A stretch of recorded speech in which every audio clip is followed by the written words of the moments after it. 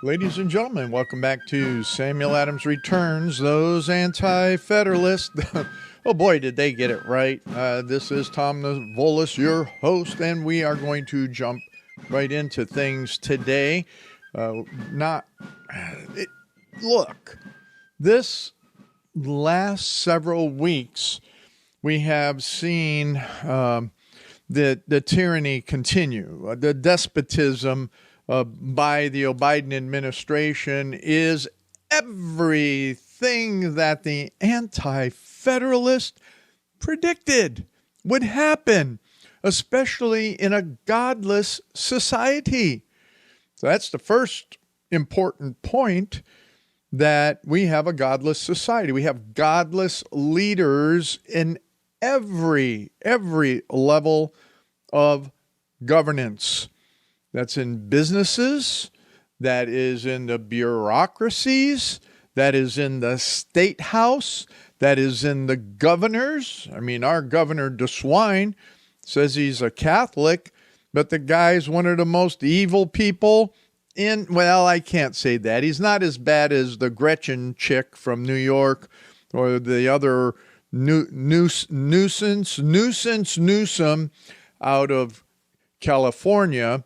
But he's right up there, right at the top of the list with the whole cadre of all of the corporatists in Ohio.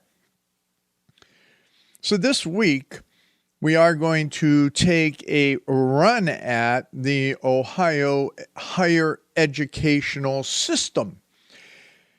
And we're going to delve into it primarily here in this first segment, and we're going to continue then into the second segment with more national type of comparisons, and then we'll kind of work our way back a little bit more again with that in Ohio, but in all the various states next door. But what's important to understand is that the universities, higher education, are about nothing but making money for themselves, period. And taking,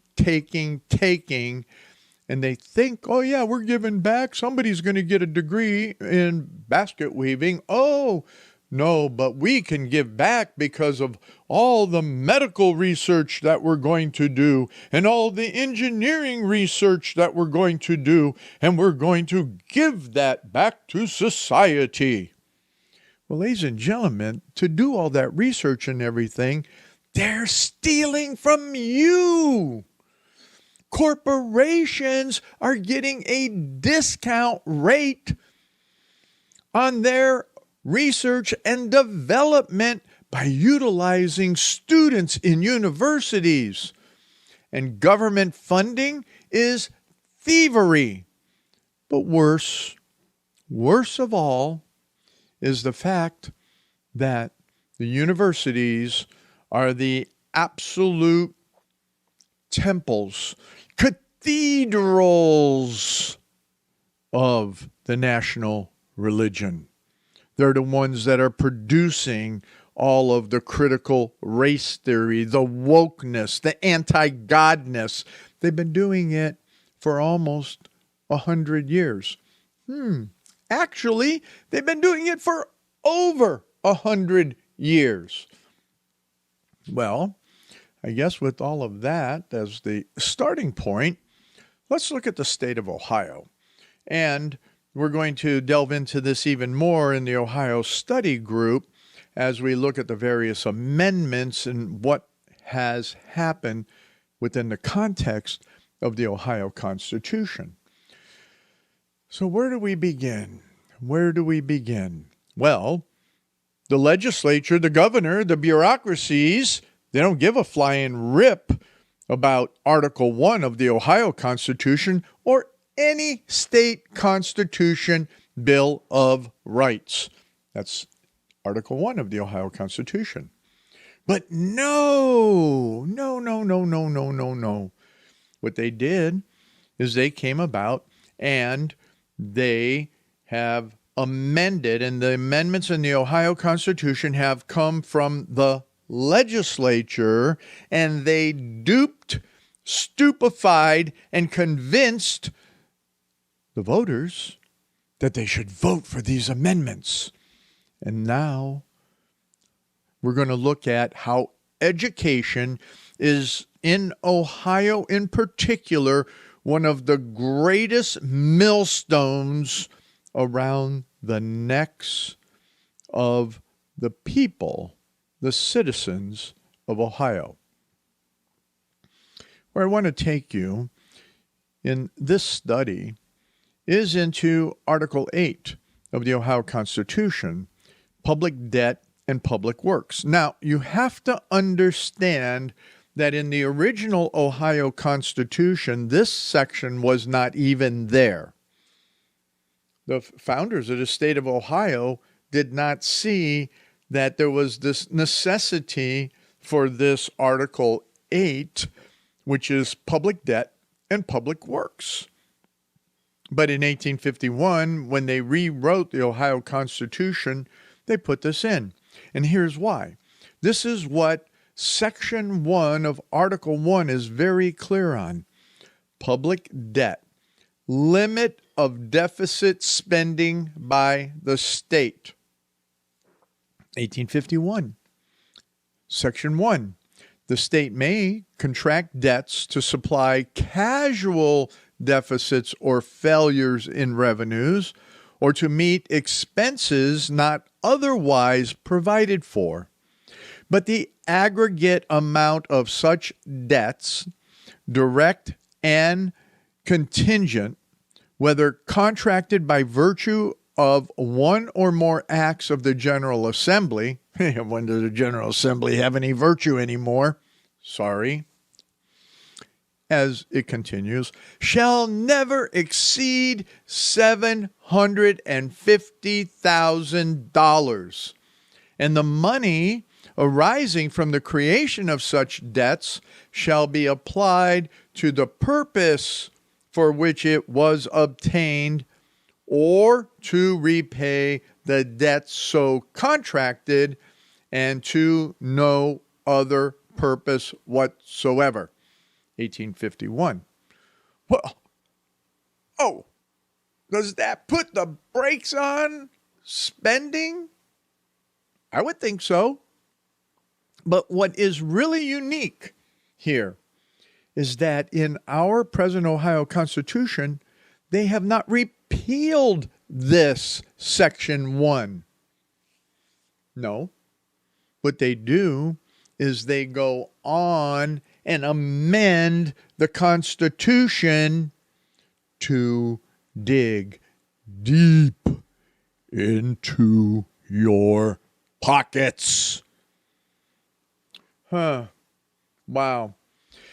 Anyway, there's other interesting sections here, but we're going to jump way over to, in the written version, in the PDF version as well, is over to page 53. And here's one that now is the gripper. This is the one where it really begins to snag onto everything into perpetuity. And believe it or not, when was this one amended? This amendment came into play in 1964.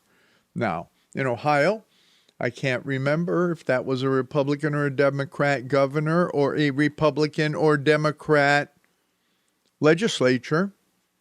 But I can tell you this for sure, is that they sure were lobbied by the university, the brainiacs, which aren't brainiacs really, the money people all across the state for various reasons. So let me get you into just the nonsense of this. And this section is section 2G, authorizing bond issue or other obligations for highway construction. Okay, that one's interesting. Section G. Bond issued then for section 2H is bond issues for state development. The state development is the one that really begins to grab you. Now, you got to remember, you couldn't get, in the first section there, you couldn't take and spend any money more than that's $750,000. But in this case here on authorizing obligations for roads, now the state may contract debts not exceeding $500 million for the purpose of providing monies for acquisition of right-of-ways and construction and reconstruction of highways on the state highway system and urban extensions thereof. Well, Tom, don't you know prices have gone up on everything and we need to be able to have our roads in good condition. Everybody's always whining about that. Well, here it is. Here's how you can do that. Really wonderful. I'm not going to delve into this one all that much because I think it's more important to look on this bond issue for the development of all this other. State may, from time to time, borrow not to exceed $290 million and issue bonds or other obligations thereof for any one or more of the following purposes: acquiring, constructing, reconstructing, or otherwise improving and equipping buildings and structures of the state and state-supported and assisted institutions of higher education, including those for research and development, acquiring lands and interest in lands for sites for such buildings and structures, assisting in the development of the state to acquire and develop lands and interest in lands, and develop other state lands for water impoundment sites, flood control parks, and recreational use. Or conservation of natural resources to develop state parks and recreational facilities, including construction, reconstruction, and improvements of roads and highways therein to assist the Wait a minute. You got this highway one up there. Now you're doing all this other stuff and all the roads and all of that. And now these parks, and now we're going to reconstruct and we're going to do the roads and we're going to construct the roads. And we're going to do this for buildings and all of these things for these universities and these higher education and on and on and on. But not to exceed, what, $290 million. And issue bonds, plural, or other obligations thereof for any other purposes. Ladies and gentlemen, I wrote a paper a while back about just Ohio State alone and the money that it makes in bringing revenue into it. And yet the state does all of this for higher education. Capital improvements is 2I. The authorization contained in Article 8 of the Ohio Constitution, the General Assembly, in accordance with, but not limitations of this section, may authorize issuance of obligations, including bonds and notes of the state and institutions, boards, commissions, authorities, or other state agencies or instrumentalities for any of what? The following reasons: public capital improvement. Then he goes on again: construction, reconstruction, or other improvements, highways, blah, blah, blah, blah, blah, leading parks, blah, blah, blah, blah, blah, municipal corporations, acquisition and construction, reconstruction, building structures, or other improvements, necessary engineering, water pollution, control, abatement, blah, blah, blah, blah, blah, blah, blah, blah, blah. You're drowning in all of this. Water distribution, collection, storage, impounds, flows, controls, floods, states. Oh, my goodness gracious. And then it goes on to police and state buildings and everything else, including, we get back to higher education. More money. Wait a minute. They just stomped all over Section 1 of $750,000, and this thing's go on and on and on. Ladies and gentlemen, these are the types of atrocities that Sam Adams and our founding fathers fought against. And here they are in the Constitution. And when we come back in the next section, we're going to talk about some states around Ohio and some comparisons and transparencies when it comes to dealing with higher education in particular. So come on back for the second segment. Ladies and gentlemen, welcome back to the second segment of Samuel Adams Returns. I am going to be a little bit more sober and not so excited in this segment because there is a lot here. I want you to know that for this segment and into the third, not only have I been using the constitutions and other data, but I think for you to look in one particular place is that Ballotpedia, and that's ballotpedia.org, has tremendous information. And where I want to start in this segment in particular is on a state-by-state school bond voter accountability measure. And the reason I want to do this is because when we're looking at the number of states that do or do not have higher ed in particular in their state constitutions, it's interesting. I'm not going to try and give you those numbers right here and now on the program, so I want you to go to the references that I have for this state-by-state school bond voter accountability. And we're going to go into some other transparency and then talk about the way and differences that, for instance, Pennsylvania, Texas, and Kentucky in particular have taken in either do something or do not do something in their state constitutions in how they fund schools and in particular how they fund higher education.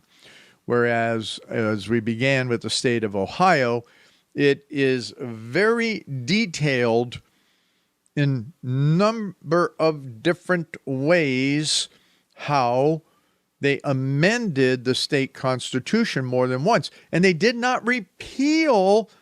For instance, when we get into the next segment, we're going to talk about what I just dealt with in the first segment. That was 1964. Well, 20 years later, they did it again and again and again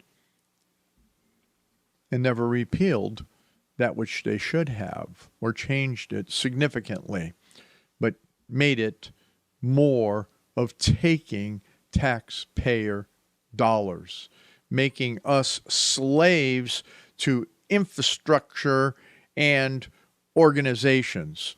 Anyway, the fun one here is the state-by-state school bond voter accountability measure, and the metrics that are used in the table are of a supermajority vote. So that's if a state requires school districts to have a supermajority vote to pass a bond referendum. State government approval. If the states require school districts to seek approval from the state government before approving a resolution calling for a bond or tax election. Constitutional protection.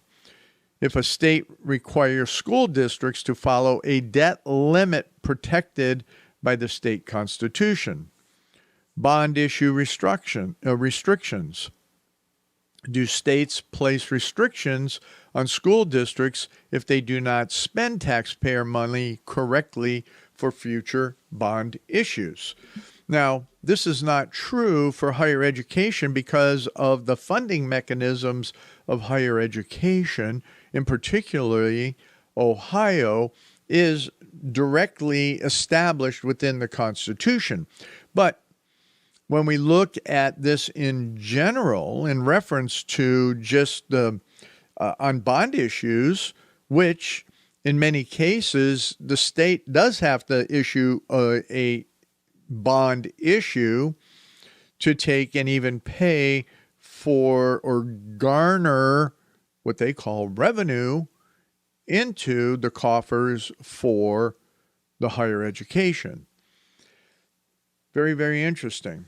We're going to talk about some of these higher education, especially when they took the, I call them the Biden bucks for the COVID money. So anyway, state-by-state comparisons are that Alabama requires a supermajority. It requires the Department of Education. It constitutionally protects the amounts of money. Bonds are contingent with the restrictions on payment of principal and interest. Arizona, there's no supermajority. It is constitutionally protected, and that there are restrictions. Arkansas, no supermajority. It is constitutionally protected, and there are no bond issue restrictions. Colorado, constitutionally protected with bond issue restrictions. Connecticut, this whole chart goes on and on. Here's one with Delaware. You have to have a supermajority.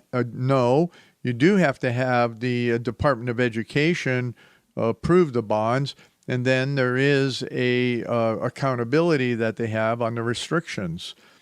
Then we go down to Florida.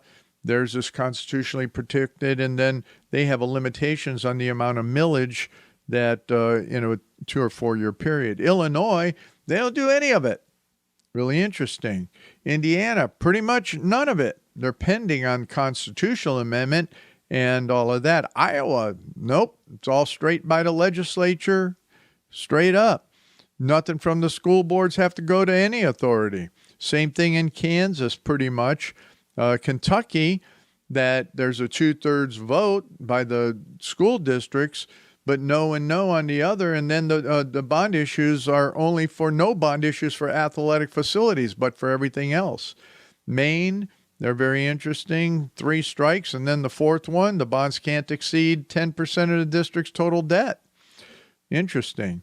Missouri, there in Missouri, you folks, 57.15% for bond issues, 2/3 vote. Need a supermajority. State doesn't have anything to say about it. It's protected in your Constitution, and boom, there is no restrictions on those bonds. Nevada, pretty much no across the board, except they do put some restriction on them. Well, let's see. Let me scoot down here. North Dakota, supermajority, but 3 strikes on the rest. Ohio, no supermajority. It has to go through the Ohio School Facilities Commission, and then it is constitutionally protected, but there's really no restrictions on the bonds. Interesting.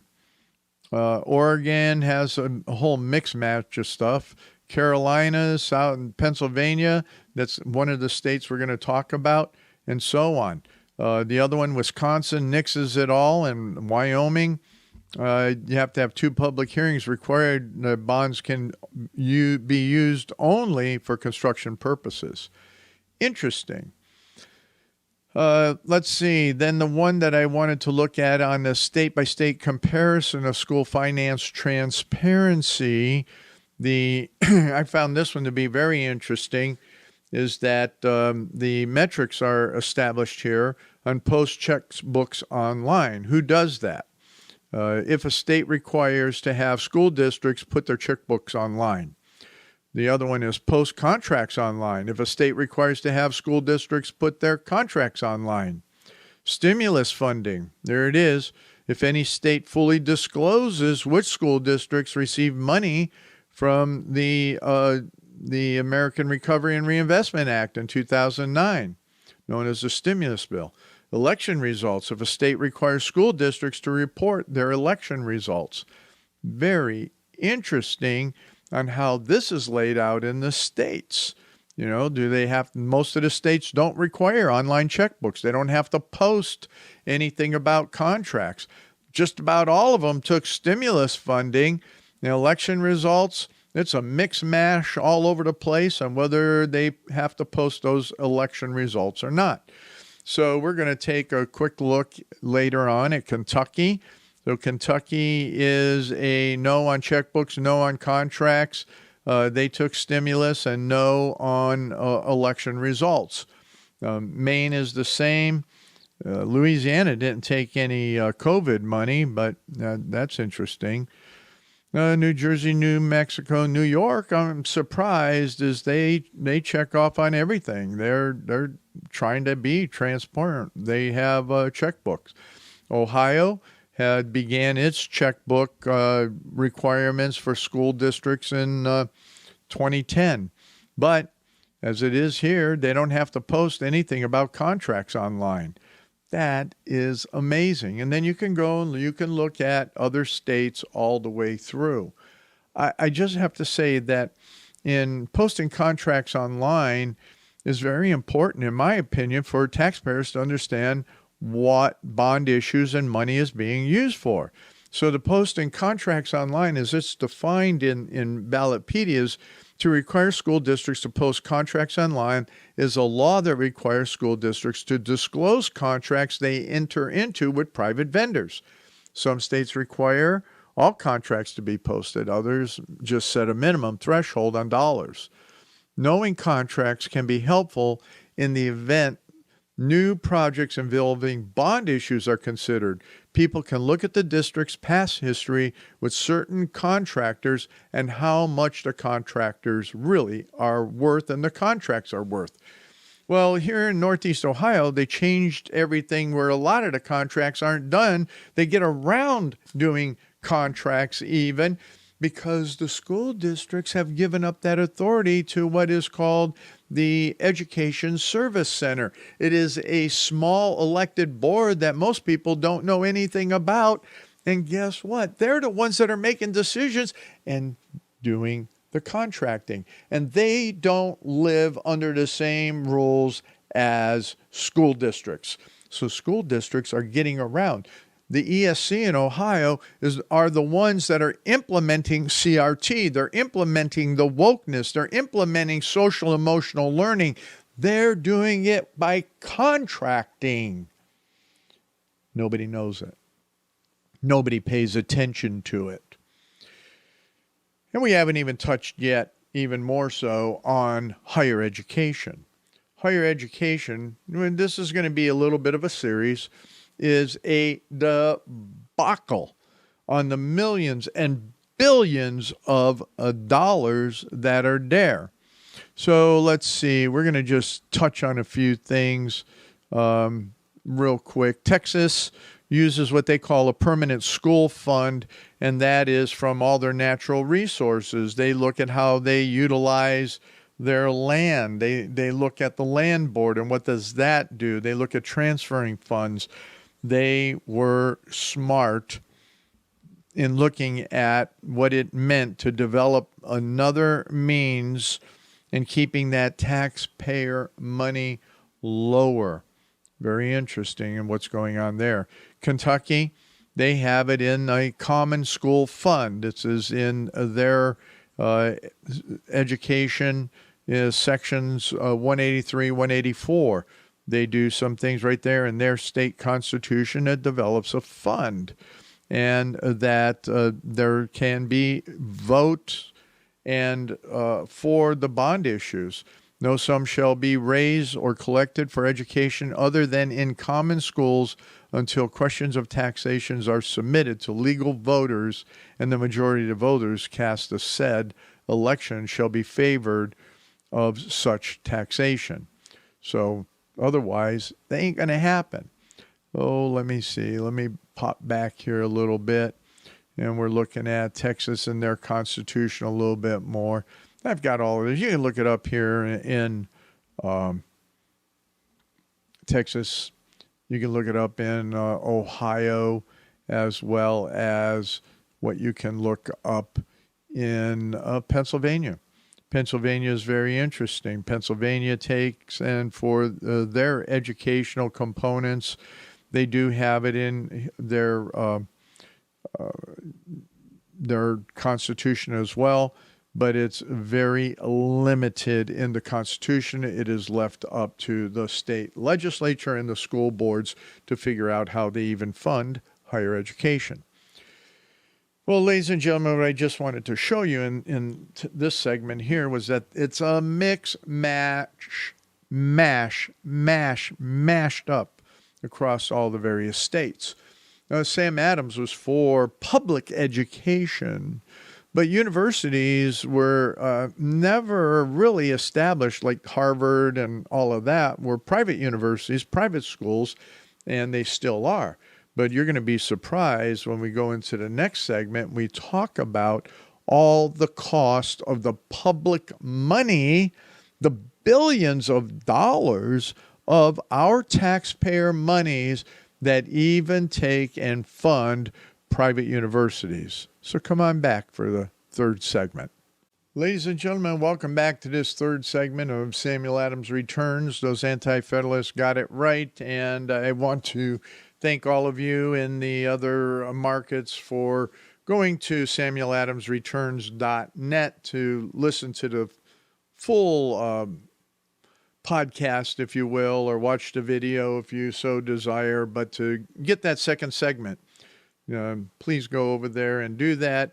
And while you're there, if you wouldn't mind, either take and buy one or both of my books, as well as hit the donate button, especially for those in the St. Louis market.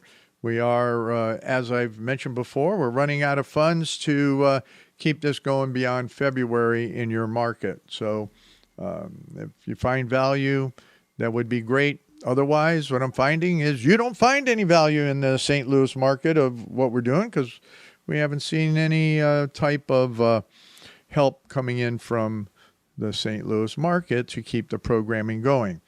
So with that, I just want to jump back into this whole thing about higher education. And in the last segment, we talked about some of the local education type stuff.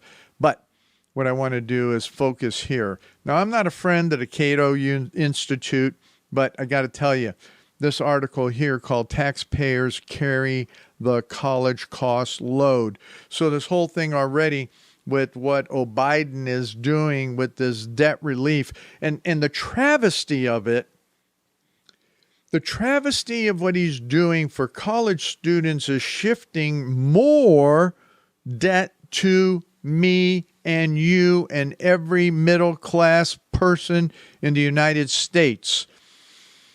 And it's to the benefit of the university so that they get their money and clear off the loan stuff, even though the federal government is already funding the loans or the financial institutions or. So this debt is disgusting. More so, you know what? You know how he's legally doing it? Did you really look at how it's legally being done? This is COVID relief, that everybody gets their money for education is COVID relief. Yeah, they're taking it out of COVID relief money. That's the excuse. That's how they're doing it. What in the, man in the moon and the cow jumps over the silver spoon and whatever else. Anyway, let's go to Cato Institute. Now, this was back from 2003.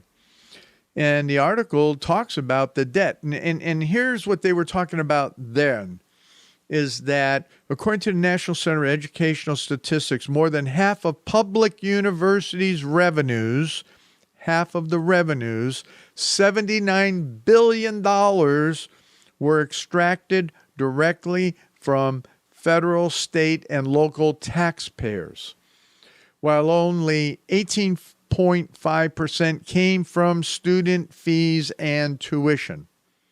The bill for private schools was smaller, but still mammoth.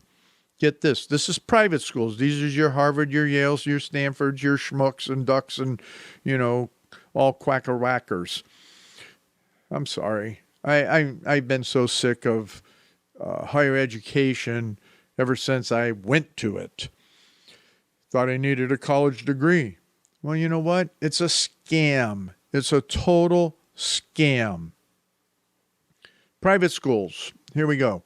16.4% of private college revenues, $12 billion came directly from taxpayers, with tuitions and fees providing 43%. Well, that's a little better, but still, $12 billion of your taxpayer money has gone to private institutions. My. Almost 60% of undergraduates receive some form of financial aid to help them pay for college. explains a report from the College Board. While a significant amount of this aid is in the form of loans, frequently subsidized already by the federal government, over $40 billion of grant aid was distributed to college students by federal and state governments and by colleges and universities. This was in 2003 and just goes on. You got to understand too is that there has to be goodies. There has to be all sorts of goodies for all of these people to get them to come to the university. You know what? How about Jacuzzi U? Here's a battle of perks to lure students. So on campuses, here's a campus director for a particular university believes there must be some pinnacles of amenities that universities cannot surpass. Some outer limit so far beyond the hot tubs, waterfalls, pool slides that are offered at the University of Houston that even most pampered students will never demand it, and most recruitment-crazed colleges will never consent to put them in the grounds. Yet, Penn State University, the Student Center, features 2 ballrooms, 3 art galleries, a movie theater with surround sound, and a 200-gallon tropical ecosystem with newts and salamanders. Oh boy. And a 550-gallon saltwater aquarium with a coral reef. How about this one? 675,000 square foot complex featuring kayaks and canoes, indoor batting cages, rope courses, massages, and a climbing wall big enough for 50 students to scale simultaneously. Where do you think that's at? Ohio. Wow. Ohio State built 650,000 square foot. You know what? I don't have time to go back to the Ohio Constitution on, we can spend up to how many millions of dollars? 120 plus millions of dollars. That was renewed. Let's see, they re-amended because the one that they amended in 64 wasn't giving them enough money. So to get all this other infrastructure stuff and all of this stuff that they would want in the Ohio Constitution, they did it again in 78 and then they did it again in 84. So the students can have an indoor complex with kayaks and canoes, batting cages, rope courses, massages, a climbing wall big enough for 50 students to scale simultaneously. How about the University of Southern Mississippi plan? A full-fledged water park, complete with water slides, a meandering river, and something called a wet deck, a flat, moving sheet of water so that the students can lie back and stay cool while sunbathing. All right, what about all that? People don't understand how much it's costing these people to be able to play, and many students, while crying poverty, gladly support on-campus amusement parks for which others must pay. That's you. That's you. Nationally, as long as taxpayers cover most college costs, students will demand endless frills, ignoring institutions that don't furnish them. So the Affordability of Higher Education Act, it's just on and on this goes. So let me see. Here's a couple other articles. There's the Fast Facts here from none other than National Center for Educational Statistics. In 2019-2020, degree-granting postgraduate institutions spent $671 billion. The total expenses were $430 billion at public institutions, $228 billion at private institutions, $13 billion at private for-profit institutions. Now, what this data means is on all that spending, large percentages of it were taxpayer money. Oh boy, I don't know. Here's another one. Higher education expenditures. This is the Urban Institute, state and local backgrounders, higher education. How much do states and local governments spend on higher education? How does state spending differ from local? So here it is, 2019. State and local governments spent $311 billion on higher education, or 9% of state and local direct general spending. So you know what? Our overall taxes, our income tax in the state of Ohio, and all of the other nonsense taxes that we pay can go down because of the billions of dollars that are going into all of this. Well, this is a nice breakout from U.S. Census Bureau about public welfare. Is 22.3% of the amount of taxation that's out there. Elementary and secondary education is 21%. Health and hospitals, 9.6. Higher education is at 9.3. Highways and roads, 6.1. Very interesting charts in this particular article. Overall, 86% of higher education direct spending occurred at state levels in 2019. In 22 states, 100% of higher education spending occurred at the state level.